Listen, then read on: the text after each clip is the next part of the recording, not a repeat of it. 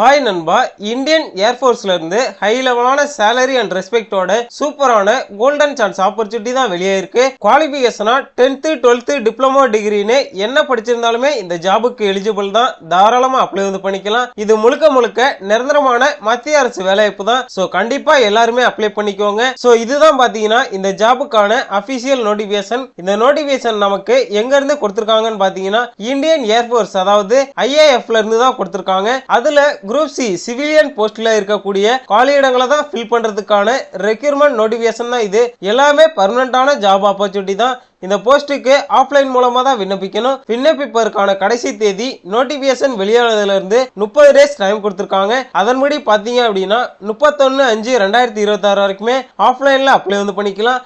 And இதற்கான vacancy details பாத்தீங்கன்னா all இந்தியாலையுமே உங்களுக்கான பிளேஸ் ஆஃப் போஸ்டிங் இருக்கு.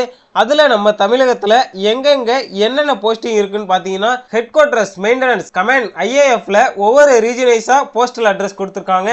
அதுல என்னென்ன போஸ்டிங் இருக்கு, வேகன்சி எவ்வளோ அண்ட் கம்யூனிட்டி வைஸ் வேகன்சி எவ்வளோ அப்படின்ற எல்லா டீடைல்ஸையுமே இங்க தெளிவா கொடுத்திருக்காங்க.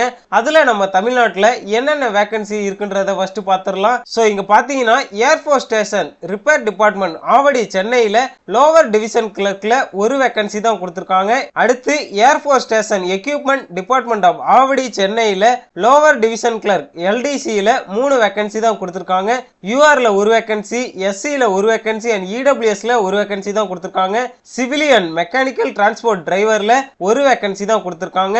அடுத்து பாத்தீங்கன்னா ஹெட் குவார்டர்ஸ் ட்ரைனிங் கமாண்ட் IAFல mechanical training institute MTI Chennai தாம்பரத்துல லோவர் டிவிஷன் கிளர்க்ல ஒரு வேகன்சி கொடுத்திருக்காங்க.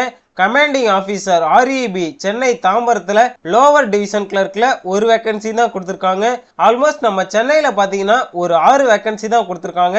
கம்யூனிட்டி வைஸாமே இந்த வேகன்சியை பிரிச்சு கொடுத்திருக்காங்க. கண்டிப்பா செக் பண்ணிக்கோங்க. இது இல்லாம மீதி இருக்கக்கூடிய வேகன்சிக்கு அப்ளை பண்ணலாமா அப்படின்னு கேட்டீங்கன்னா எந்த விதமான ப்ராப்ளமே கிடையாது. எல்லாருமே தாராளமா அப்ளை பண்ணிக்கலாம். அண்ட் இந்த ஜாபுக்கான ஏஜ் லிமிட்னு பாத்தீங்கன்னா மினிமம் 18 வயசுல இருந்து மேக்ஸிமம் 25 வயசுக்குள்ள இருக்கக்கூடிய மேல் அண்ட் ஃபீமேல் 2 பேருமே தாராளமா அப்ளை பண்ணிக்கலாம். அது மட்டும் இல்லாம ஏஜ்ல ரிலாக்சேஷனுமே கொடுத்திருக்காங்க. SC STல வரீங்கன்னா 5 வருஷம் ரிலாக்சேஷனும், OBCல வரீங்கன்னா 3 வருஷம் ரிலாக்சேஷனும், PWBDல வரீங்கன்னா 10 வருஷமும் ரிலாக்சேஷன் கொடுத்திருக்காங்க. அண்ட் இதை ஃபாலோ பண்ணி டிபார்ட்மெண்டல் எம்ப்ளாயிஸ் அண்ட் எக்ஸர்வீஸ்மேனுக்குமே ரிலாக்சேஷன் கொடுத்திருக்காங்க. டிபார்ட்மெண்டல் எம்ப்ளாயிஸ்ல UR கேட்டகரியில வரீங்கன்னா 40 வயசுக்குள்ள இருக்கவங்க தாராளமா அப்ளை பண்ணிக்கலாம். SC STல வரீங்கன்னா 45 வயசுக்குள்ள இருக்கவங்களுமே தாராளமா அப்ளை பண்ணிக்கலாம். அண்ட் இந்த ஜாபுக்கான சேலரி டீடைல்ஸ் என்ன, எஜுகேஷன் குவாலிஃபிகேஷன் என்னன்றதை டீடைலா எக்ஸ்பிளைன் பண்றேன். லோவர் டிவிஷன் கிளர்க் LDCக்காக லெவல் 2 படி 7th CPC அடிப்படையில தான் உங்களுக்கான சேலரி கொடுக்குறாங்க. அண்ட் இதற்கான எஜுகேஷன் குவாலிஃபிகேஷன் பாத்தீங்கன்னா மினிமம் 12th பாஸ் பண்ணியிருந்தாலே போதும். நீங்க இந்த ஜாபுக்கு தாராளமா அப்ளை பண்ணிக்கலாம். அது மட்டும் இல்லாம டைப்பிங்குமே உங்களுக்கு தெரிஞ்சிருக்கும்னு சொல்லிட்டு சொல்லியிருக்காங்க. டைப்பிங்ல பாத்தீங்கன்னா இங்கிலீஷ் ஆர் ஹிந்தியில 35 வேர்ட்ஸ் per minute ஸ்பீடுமே உங்கள்கிட்ட இருக்கணும்ன்ற சொல்லியிருக்காங்க. ஹிந்தி டைப்பிஸ்டுக்காக லெவல் 2 படி 7th CPC அடிப்படையில தான் உங்களுக்குமே சேலரி கொடுக்குறாங்க. எஜுகேஷன் குவாலிஃபிகேஷனா இதுக்குமே 12th கிளாஸ் பாஸ் பண்ணியிருந்தாலே போதும். தாராளமா அப்ளை பண்ணிக்கலாம். அது மட்டும் இல்லாம டைப்பிங் ஸ்பீடுமே உங்கள்கிட்ட இருக்கணும்ன்ற சொல்லியிருக்காங்க. 35 வேர்ட்ஸ் per minute ஸ்பீடுமே உங்கள்கிட்ட இருக்கணும்ன்ற சொல்லியிருக்காங்க. பேசிக் கம்ப்யூட்டர் நாலேஜுமே இருக்கணும். பே ஸ்கேல் பாத்தீங்கன்னா லெவல் 2 அடிப்படையில தான் கொடுக்குறாங்க. எஜுகேஷன் குவாலிஃபிகேஷனா மினிமம் மெட்ரிகுலேஷன் பாஸ் பண்ணியிருந்தாலே போதுமானது, அல்லது அதற்கு இணையான கல்வி தகுதி இருந்தாலுமே தாராளமா அப்ளை பண்ணிக்கலாம்.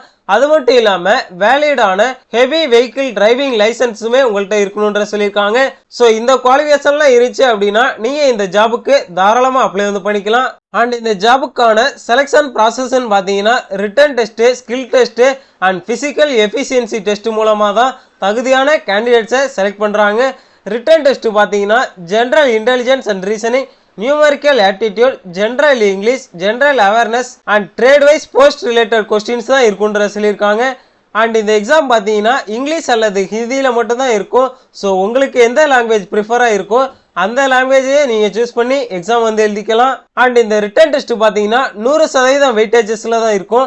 அடுத்து skill test, practical test and physical டெஸ்ட்ல பார்த்தீங்கன்னா குவாலிஃபைங் நேச்சர்ல தான் இருக்குன்ற சொல்லியிருக்காங்க. அண்ட் இதை ஃபாலோ பண்ணி ஃபைனலா உங்களுக்கு டாக்குமெண்ட் வெரிஃபிகேஷனுமே இருக்குன்ற சொல்லியிருக்காங்க. டாக்குமெண்ட் வெரிஃபிகேஷன்ல உங்களோட ஒரிஜினல் சர்டிஃபிகேட் எல்லாமே வெரிஃபை பண்ணுவாங்க. ஸோ கண்டிப்பா எல்லாத்தையுமே மறக்காம எடுத்து வச்சுக்கோங்க. அண்ட் இந்த ஜாபுக்கான அப்ளிகேஷன் ஃபார்மே கொடுத்துருக்காங்க. ஸோ இந்த ஃபார்மை டவுன்லோட் பண்ணி கரெக்டாக ஃபில்அப் பண்ணி ஆஃப்லைனில் தான் சென்ட் பண்ணணும். எப்படி ஃபில்அப் பண்ணுறதுன்னு பார்த்தீங்கன்னா, ஃபஸ்ட்டு உங்களோட ரீசெண்டாக எடுத்த பாஸ்போர்ட் சைஸ் ஃபோட்டோ ஒட்டிக்கோங்க. என்ன போஸ்ட்டுக்கு அப்ளை பண்ணுறீங்க அப்படின்றத நோட் பண்ணிக்கோங்க.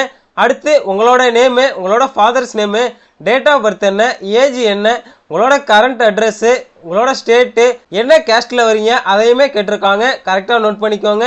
அண்ட் உங்களோட education qualification, any other qualification எதுவும் இருந்தால் அதையுமே மறக்காமல் நோட் பண்ணிக்கோங்க.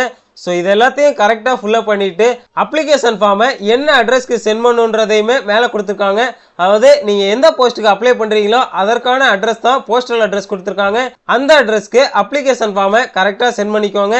அண்ட் நீங்கள் அப்ளிகேஷன் சென்ட் பண்ணுற கவர் மேலே application for the post of அப்படின்னு சொல்லி என்ன போஸ்ட்டுக்கு அப்ளை பண்ணுறீங்களோ அதை நோட் பண்ணிக்கோங்க.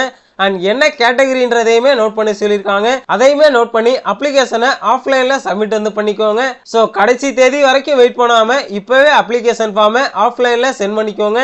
அண்ட் இந்த ஜாபுக்கான அஃபிஷியல் நோட்டிஃபிகேஷன் லிங்க் டிஸ்கிரிப்ஷனில் இருக்குது. நம்மளோட வாட்ஸ்அப் சேனல் லிங்க்குமே டிஸ்கிரிப்ஷனில் இருக்குது. ஜாயின் பண்ணலன்னா மறக்காமல் ஜாயின் பண்ணிக்கோங்க. அண்ட் இந்த வேலைவாய்ப்பு வீடியோ யூஸ்ஃபுல்லாக இருந்துச்சுன்னா மறக்காமல் வேலை தேடிட்டு இருக்க உங்கள் ஃப்ரெண்ட்ஸ் அண்ட் ஃபேமிலிக்குமே ஷேர் பண்ணுங்கள். அண்ட் இந்த ஜாபில் டவுட் எதுவும் இருந்துச்சு அப்படின்னா மறக்காம உங்களோட டவுட்டை கமெண்ட் செக்ஷன்ல கமெண்ட் பண்ணி டவுட்டை கேட்டு கிளாரிஃபை பண்ணிக்கோங்க. மேலும் இது போன்ற அரசு வேலைவாய்ப்பு தகவலை உடனுக்குடன் தெரிந்து கொள்ள நம்ம சேனலை மறக்காம சப்ஸ்கிரைப் பண்ணி வச்சுக்கோங்க. தேங்க்ஸ் ஃபார் வாட்சிங்.